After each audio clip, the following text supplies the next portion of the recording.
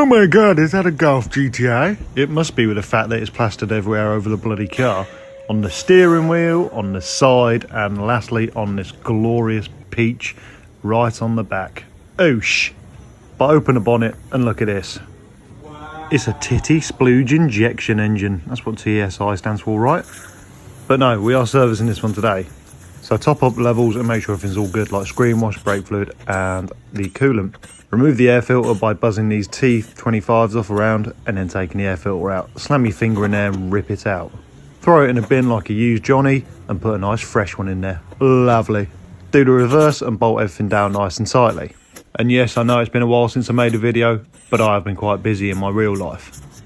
We're now going to undo the oil filter to allow it to drain out through the bottom. And if you know about this engine, it's also what they use in the Cupras and the S1s and a few other variants. Make sure you don't spill oil all over the engine bay. And now it's time to remove both of the oil filler and the dipstick. Boing. We can now go under the car and start taking the oil out. With these plastic sumps and sump bungs, you don't always have to have the specialist tool to undo them. A flat chody screwdriver does the job quite well. Now look at that dribbling out, bloody lovely. Time to inspect underneath the car, make sure the exhaust's all good and it's not cheating the emissions like a regular VW does. And look at that, a flaky tip. We've also got a nice gouge out the side wall of the tyre, no cords exposed, so that's good. And some big old red calipers, that's good for 20 bhp. And look at this little guy, a little snail. Look at me, I'm a snail, a snail. You can stay there for the time being, but you will get washed off in a bit, my friend. We do have the correct tool for these sump bungs, and we are also replacing the sump bung itself because it's always good practice to put a fresh one in there every time. Give it a clean off just so you don't get any residue left on there. With the inspection done and the oil drained, we can now fit a new filter, a new cock ring seal, and don't forget to lube it up. Nice little smearing on there. Insert the filter and tighten it down. Everyone says that there's a torque setting for these, but if you know, you know. Tight is tight, and if you go fucking mental, you will break them. So just use your head, fellas.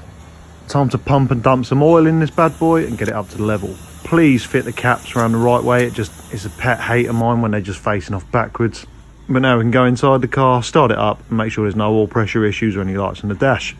These cars do give my gentleman area a fizz every time I see and get in one, so this was a pleasure to work on today.